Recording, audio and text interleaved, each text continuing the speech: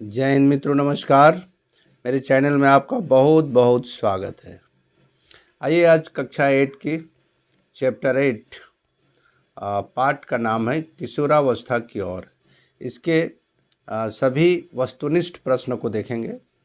मेरे चैनल में यदि आप नए हैं तो ज़रूर लाइक और सब्सक्राइब कर दें, बेल आइकन को दबा दें ताकि मेरा वीडियो आपको मिलते रहे और आपको पढ़ने में सुविधा हो सके। शुरू करते हैं आज का पहला प्रश्न।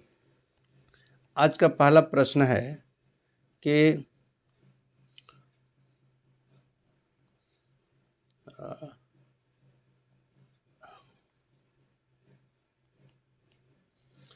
स्त्रियों में होने वाले मासिक स्राव की सामान्य अवधि क्या है। पहला प्रश्न है, स्त्रियों में होने वाले मासिक स्राव की सामान्य अवधि क्या है। तो इसका सही जवाब होगा 28 दिन। डी इसका सही जवाब होगा। दूसरा प्रश्न है, निम्न में से कौन सा आहार किशोरों के लिए सर्वोत्तम है। इसका सही उत्तर होगा रोटी, सब्जी, दाल, चावल। ये नूडल, बर्गर वगैरह नहीं होगा। सही उत्तर होगा रोटी, सब्जी, चावल, दाल। दूसरा प्रश्न है, कितने उम्र तक को शैशव अवस्था कहा जाता है। तो 0 से 5 वर्ष की उम्र को शैशव अवस्था कहा जाता है। चौथा नंबर क्वेश्चन है, यौवन आरंभ की उम्र क्या होती है। तो 10 साल से 12 साल के बीच का जो उम्र होता है उसको यौवन आरंभ की उम्र कहा जाता है। क्वेश्चन नंबर 5 है, इनमें से कौन सा परिवर्तन यौवन आरंभ के दौरान नहीं होता है। तो देखिए, शरीर की लंबाई में वृद्धि होता है, लैंगिक गुणों का विकास होता है, एडम्स एप्पल का दिखना ये भी होता है। इनमें से कोई नहीं। सही जवाब होगा इनमें से कोई नहीं। अगला प्रश्न है क्वेश्चन नंबर 6, हमारे देश में लड़कियों का विवाह किस उम्र से पहले करना कानूनन अपराध है। इसका सही जवाब होगा 18 वर्ष। 18 वर्ष से पहले विवाह होता है तो कानूनन अपराध होता है। क्वेश्चन नंबर 7 है, जन्म लेने वाले शिशु के लिंग निर्धारण के लिए जिम्मेवार कोशिका की संरचना को क्या कहते हैं।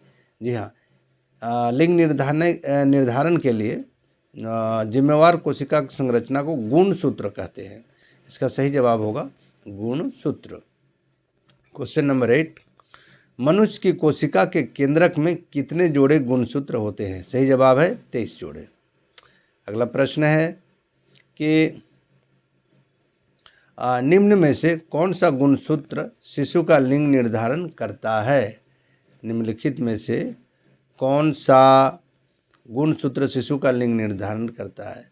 पहला XX, दूसरा XY, तीसरा है YY और चौथा इनमें से कोई नहीं।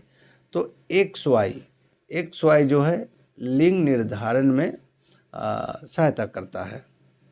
अगला प्रश्न है, ऋतुस्राव कितने दिनों के अंतराल पर होता है। सही उत्तर होगा 28 से 30 दिनों के अंतराल में होता है। चलिए देखते हैं अगला प्रश्न और कौन कौन सा है। क्वेश्चन नंबर 11, स्त्रियों में जनन युग का प्रारंभ वह समय होता है जब ऋतुस्राव प्रारंभ होता है। सही जवाब होगा पहला। दूसरा क्वेश्चन नंबर 12, हार्मोन क्या है। तो हार्मोन एक रासायनिक पदार्थ है। हार्मोन क्या है, रासायनिक पदार्थ है। क्वेश्चन नंबर 18, वृषण द्वारा स्रावित होने वाला हार्मोन क्या है। टेस्टोस्टेरोन, वृषण द्वारा स्रावित होने वाला हार्मोन। ये ऑप्शन सही होगा। दूसरा क्वेश्चन नंबर 14 में है, निम्न में से कौन सा मादा हार्मोन है। तो एस्ट्रोजन मादा हार्मोन होता है। दूसरा प्रश्न क्वेश्चन नंबर 15, निम्नलिखित में कौन नर हार्मोन है। तो नर हार्मोन हम लोग पहले भी देख चुके हैं। इसका बी ऑप्शन टेस्टोस्टेरोन, ये नर हार्मोन होता है।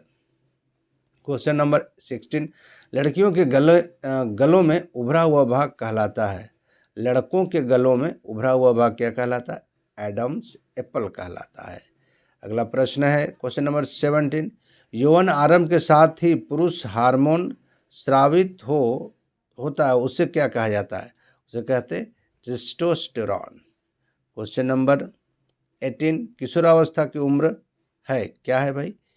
तो इसका सही जवाब होगा सी, 11 से 19 वर्ष ये उम्र होता है किशोरावस्था का।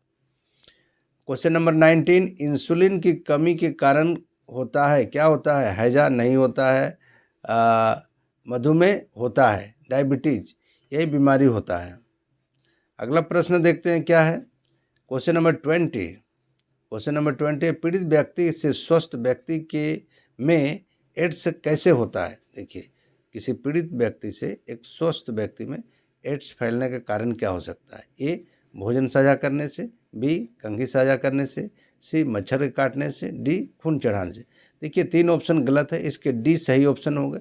किसी भी HIV संक्रमित व्यक्ति का खून यदि किसी स्वस्थ व्यक्ति में चढ़ाया जाता है तो उसे HIV हो जाता है।